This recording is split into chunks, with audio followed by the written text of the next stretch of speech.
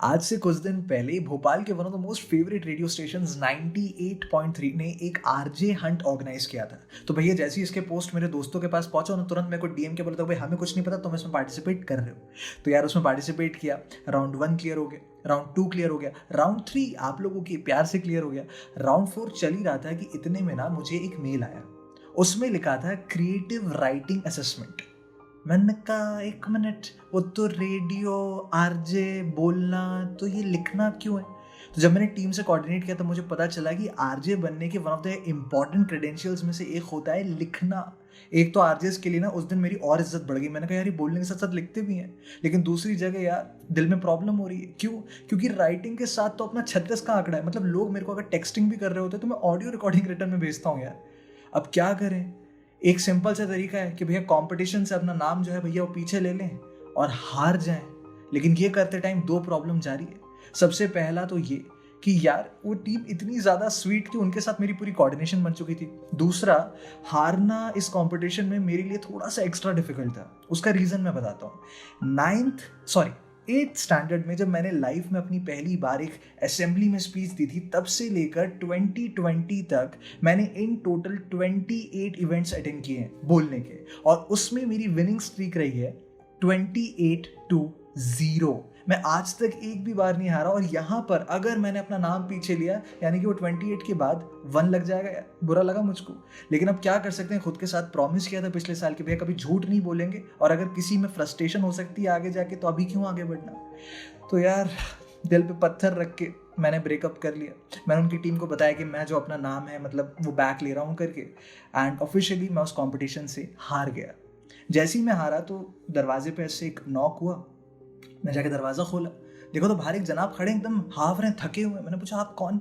बोला मौका। मैंने कहा क्या? बोला अरे यार मौका, चांस, अपॉर्चुनिटी, कुछ भी बुलाओ।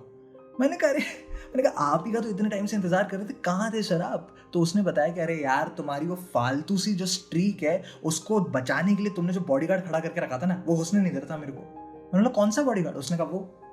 पीछे देखा तो भैया ऐसे ऐसा हथकंडा टाइप का एक आदमी यार, ऐसे मसल वसल हो रखी है, ऐसे प्रोटीन ठुसे हुए पूरे शरीर में। मैंने ध्यान से पूछा ये जो चलता हुआ जा रहा है कौन है? तो मौके ने बताया तुम्हारा हारने का डर। मैंने कहा व्हाट? मैंने कहा ये देख रहे हो 28-0, मैं कभी नहीं हारा हूँ, मुझे हारने वारने से डर नहीं लगता। तो मौके ने मुझसे बोला सुनो बे, 28-0 का मतलब होता है कि लाइफ में तुम्हें 28 टाइम्स अपॉर्चुनिटी मिली और तुम 28 बार जीते। तेरे को अपनी लाइफ में सिर्फ और सिर्फ 28 बार ही मौके मिले थे क्या? ये बोलने के बाद ना मैंने रिटर्न में कुछ कहा नहीं। क्यों पता है? स्कूल में जब मैं था तो भोपाल की कुछ क्लब्स के थ्रू मुझे एक बार स्टेट लेवल पे और एक बार नेशनल लेवल पे कॉम्पीट करने का मौका मिला था। जब मैं कॉलेज में गया तो 1-2 नहीं बल्कि 3 अपॉर्चुनिटीज आई थी, और एक तो ऐसी आई थी जिसमें अगर मैं जीत जाता तो इंटरनेशनल लेवल पे इंडिया को रिप्रेजेंट करने का एक मौका मिलता है एज ए स्टूडेंट।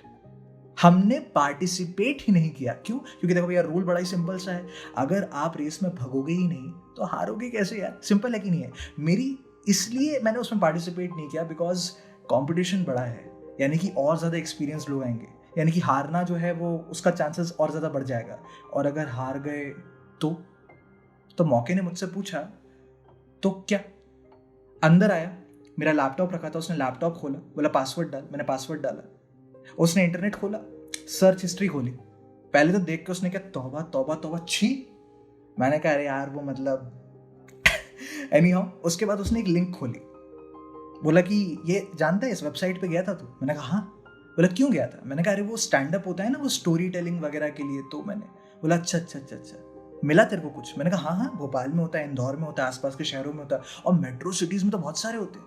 बोला ओह अच्छा अच्छा अच्छा अच्छा, अभी रिसेंट में भोपाल में कुछ हुआ था क्या? मैंने कहा हाँ। तू उसमें जा सकता था? मैंने कहा हाँ। तू उसमें गया? मैं कहा नहीं। क्यों नहीं गया? मैंने कहा नहीं मतलब अभी वो कोरोना है, कोविड है, तो थोड़ा मतलब हेल्थ वगैरह। चुप, एकदम चुप, सच सच बता क्यों नहीं गया? तो मैंने ना अपना सर झुका के धीमी सी आवाज में कहा क्योंकि मेरी फटी पड़ी थी। जाके बोलने से नहीं, बोल तो मैं दूंगा, लेकिन अगर मैंने बोल दिया और ऑडियंस ने ताली नहीं बजाई तो, अगर उन्हें मेरी कहानी पसंद नहीं आई तो मौके ने हंसते हुए कंधे पे ऐसे हाथ रखा, ऐसे मेरे चेहरे को ऊपर किया एकदम रोमांटिक स्टाइल में, और पूछा तो क्या? यार लाइफ में तुम एक घटिया से घटिया इवेंट या कंपटीशन में भी जाओगे ना, तो 10 नए लोगों से तुम्हारे कांटेक्ट बनते हैं। उस इवेंट को ऑर्गेनाइज करते समय जुगाड़ कैसे लगाई जाती है, ये बातें सीखने के लिए मिलती है। चलो सब छोड़ो, अगर मान लो तुम लोग उस इवेंट में हार गए, तो हार को एक्सेप्ट कैसे करते हैं ये बात समझ में आती है। अगर स्कूल में हम लोगों को बचपन में ये बात ढंग से सिखा दी जाए ना कि हार को कैसे एक्सेप्ट करते हैं, तो मजाले किसी की कोई पंखे से लटक जाए। लेकिन नहीं, हम तो हारने से डरते हैं ना। आज जब लाइफ में पहली बार मैं एक बोलने के कंपटीशन में हारा हूँ, मतलब फिजिक्स केमिस्ट्री में तो बहुत बार फेल हुआ, ऐसे मतलब लाइनें लगा दी, लेकिन बोलने के कंपटीशन में जब आज मैं पहली बार हारा हूँ ना, तो एकदम हाथ ऊपर करके सरेंडर करके आपको मैं एक बात बता रहा हूँ, कुछ भी नहीं बिगड़ा। एक रेडियो स्टेशन की टीम से पहली बार मैंने बातें करी, नए कॉन्टैक्ट्स बने, उनकी टीम के लीडर्स के साथ मैं कनेक्ट हुआ। 15 नए लोगों को ये पता चला कि भैया जस्टिन नाम का कोई प्राणी किसी कंपटीशन में हिस्सा ले रहा है। 10 नए लोगों को ये पता चला कि जस्टिन जो है वो आरजे बनने की कोशिश भी कर सकता है। क्या बुरा हुआ यार। हम और आप जो ये फटी में अपनी जिंदगी जी रहे हैं ना, जस्ट बिकॉज कि हम लोग को डर लग रहा है कि अगर हार गए तो कुछ नहीं करो। वो जो कमरा है ना, कमरे का दरवाजा कभी खोल देना, कभी हो सकता है मेन गेट से अंदर आ रहे हो, कभी देखना से खिड़की के बाहर खड़े होंगे, एक जनाब होंगे, मेरे मित्र हैं, नाम है उनका मौका, ऐसे यहाँ बैज लगा हुआ, देख लेना, मतलब ऑथेंटिसिटी होनी चाहिए। थोड़े थके आ रहे होंगे क्योंकि तुमने बहुत टाइम से बाहर खड़ा करके रखा है, थोड़ा रूअफ़ज़ा पिला देना और फिर अपनी ज़िंदगी की कठिनाइयाँ उन्हें बताना। वो तुमसे ना रिटर्न में एक बड़ी बेरहमी से एक सवाल पूछेंगे, लेकिन बड़ी सिंसियरिटी के साथ पूछेंगे, तो क्या? और मैं बता रहा हूँ, अगर तुम्हारे पास कोई जवाब हो तो दे देना, मेरे पास तो कुछ नहीं है सच्ची में।